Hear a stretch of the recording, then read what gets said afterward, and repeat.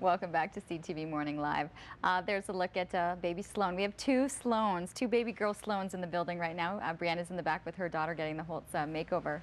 And Steve Brown is here with his newest. Congratulations. She'll turn 2 weeks tomorrow. Yes, yes. This is exciting, and it's interesting because we had this segment booked for 2 weeks ago, leading up to the back to school, and then all of a sudden we get this email like an hour or two before going, we're heading into the hospital. Yeah. So there's the arrival of Sloan. Congratulations. Yeah, thank you so much. Yes. So a little while before she's heading back to school. A little while. A little while to go. So enjoy that. You still have about 1,000 diapers to change before then.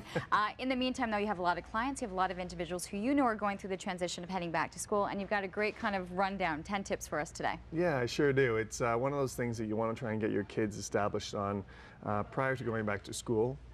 It is a very stressful time for everyone in the household in terms of getting all the routine back in, but you want to start probably about 2 weeks ago for this morning.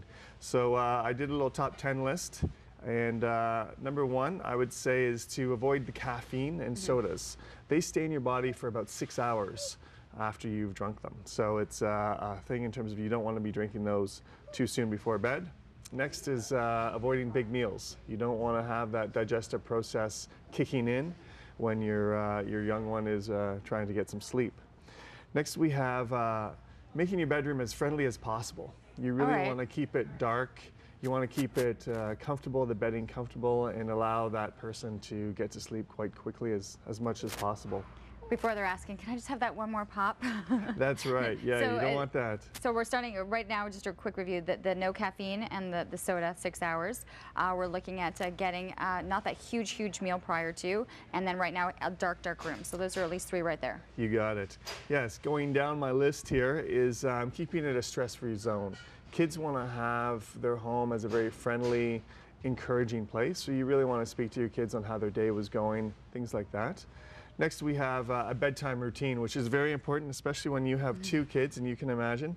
One of the things that you want to do is 3 or 4 things before bed on a routine basis, such as bath, reading, hugs, that sort of stuff. Okay, so they know the order. It's a nice process. They know once this one's done, another activity will start. That's right. And then the next thing is my the kids' favorite goodnight. is definitely reading, and that really puts me to sleep as well for the most part. So it's very important. Next, gradually reintroduce the earlier bedtimes. Hopefully about 2 weeks ago you brought your kids in and got them to bed a little bit earlier each time, and work it up, gradually build it up so that they're ready for that first school morning today. It's helped a little bit with it getting a little darker earlier now that we're not seeing that 9 o'clock and the sun's still fully out, so yeah, it's helped a bit. To get them in there. Next, you limit your computer TV time and that. You don't want the screens and the TV keeping them up and awake.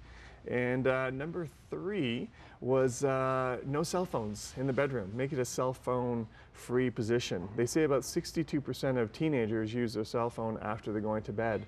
And I was reading that there's actually sleep texting that people do. They keep their cell phone close to the bed, and they actually wake up in the night. They don't even know it, and they text on their cell phone. So interesting concept there. One of my things keeping close to my heart is adding more exercise onto your day. You actually can increase this amount of sleep that the child will get by a nice walk after dinner, and getting more exercise. I know with Charlotte. Or even like a bike ride after dinner, just do a quick bike ride. We live close to a park, so we run Charlotte around the bases and have lots of fun, lots of exercise after dinner, and tire her out as much as possible. And then the last one, number 1, is be a role model. And whatever you do with your kids, do with yourself, and get some sleep. It's very important for the healing process. Well, you know what, I'm looking at these going, okay, how many have I realistically done? But it's a great kind of checklist for sure, those top 10 kind of things to help you out, especially getting these kids back to school, because sleep is the critical component for everything else that's going to follow over the course of the day. It is. You feel much better when you get a good night's sleep. I'm actually impressed because it actually looks like you have been sleeping. Not too bad. You know, she has been very quiet, and we keep our fingers crossed. That's because the craziness is just around the corner. That's right. Anyway, congratulations once again to you guys. And there's a look at that little Sloan. She's 2 weeks as of tomorrow. That's a look at our Healthy Living segment with Steve Brown from Family Physiotherapy. Always a pleasure to see you here.